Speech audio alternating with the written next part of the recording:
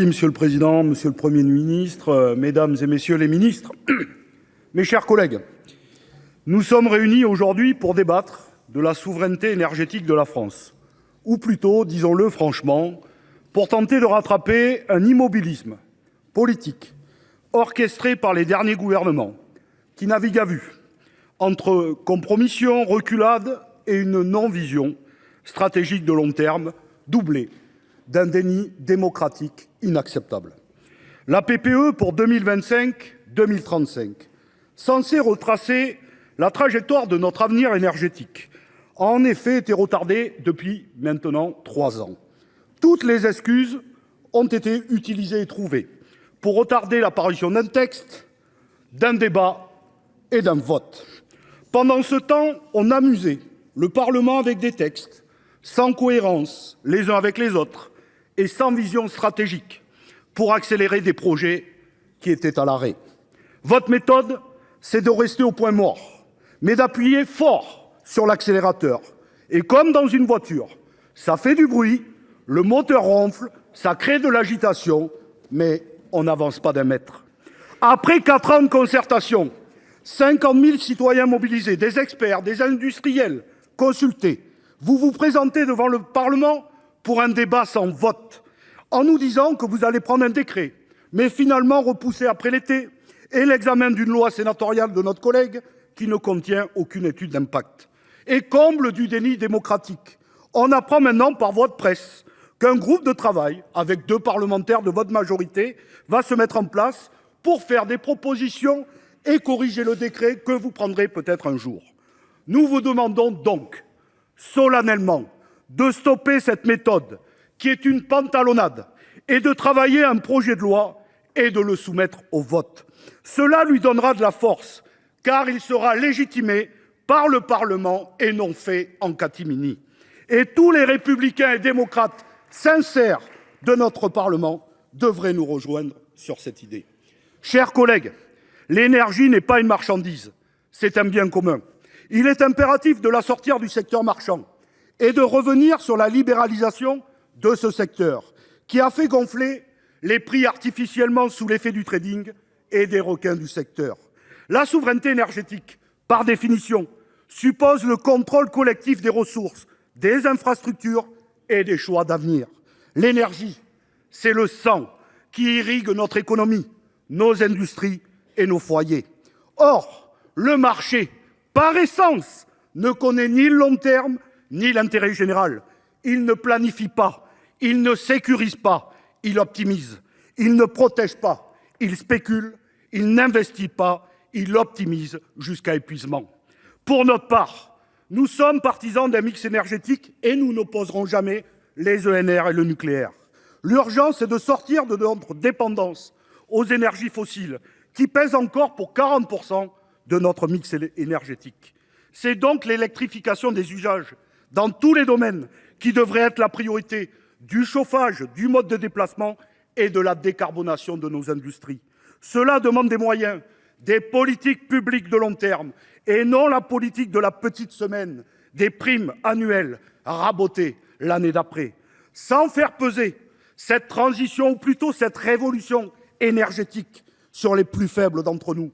À l'inverse, vous avez amputé toutes les politiques publiques chaque année, comme le rabot de 700 millions sur la prime Rénov' ou la fin de la prime à la conversion, alors que vous préparez la mise en place des ZFE pour 2026.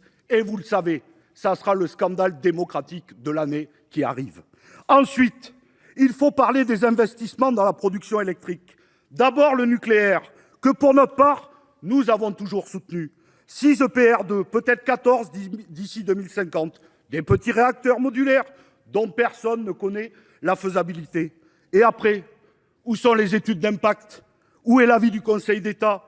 Oui à la relance du nucléaire, mais en étant attentif, là aussi, à la ressource en eau qui se raréfie et à l'avenir des déchets.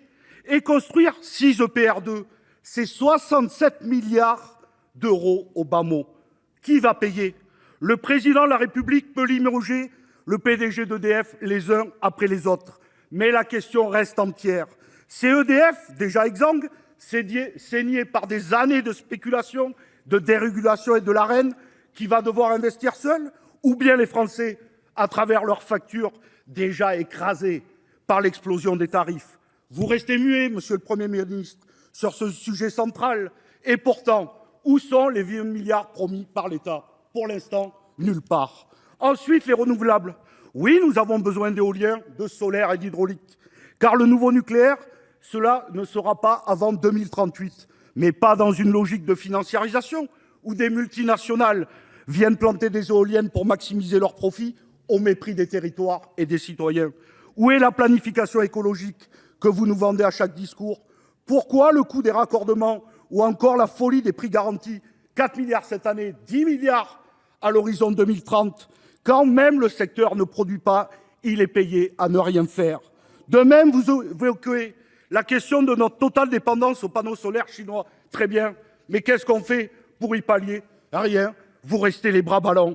Enfin, pas un mot sur les tarifs réglementés, sur le futur prix de l'énergie, sur la protection nouvelle des consommateurs dans la jungle que vos politiques ont créée.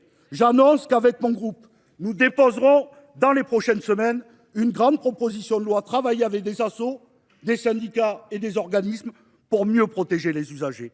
Comme pour les industriels, le prix des factures pour les ménages n'a que trop augmenté. 72% en 4 ans pour l'électricité, 99% pour le gaz. Avec le dispositif qui va remplacer l'Arenh, c'est au minimum 10% d'augmentation qui attendent les usagers au 1er février 2026, puisque 100% de l'énergie sera vendue au prix de 70 € contre les 2/3 aujourd'hui au prix de 42 €. Il faut donc d'urgence changer le mode de calcul des TRV et surtout s'attaquer aux taxes qui représentent plus d'un tiers de la facture. C'est l'un des seuls biens sur lequel il existe une taxe sur une taxe, puisque la TVA vient se rajouter aux 3 taxes existantes. Mes chers collègues, aujourd'hui, ce sont 12 millions de nos concitoyens qui vivent dans la précarité énergétique et ne parviennent pas à se chauffer. Baissons donc à 5,5 la fiscalité sur l'électricité, car ça doit être reconnu comme un bien de première nécessité. Monsieur le Premier ministre, nous sommes à la croisée des chemins et l'heure est au choix courageux. Le premier serait de refuser la mise en concurrence des centrales hydrauliques imposée par la directive européenne sur les concessions. Nous aurons un groupe de travail qui y travaillera et je m'opposerai avec mon groupe au fait que nous créions un Arenh hydro. Il faut que ça reste dans le domaine public et par le régime d'autorisation. Enfin, l'autre choix fort serait de créer un grand service public sous forme d'EPIC en nationalisant aux côtés d'EDF, Engie et Total Énergie, tel que nous le proposons depuis des années. Oui, 79 ans après Marcel Paul, il nous faut une nouvelle loi de nationalisation qui porte un projet ambitieux pour la France et réponde à nos besoins sociaux et environnementaux de nos entreprises, salariés des IEG et des usagers. Alors n'ayez de crainte, venons au débat, déposez une proposition de loi, nous en débattrons et nous voterons. Je vous remercie. Merci.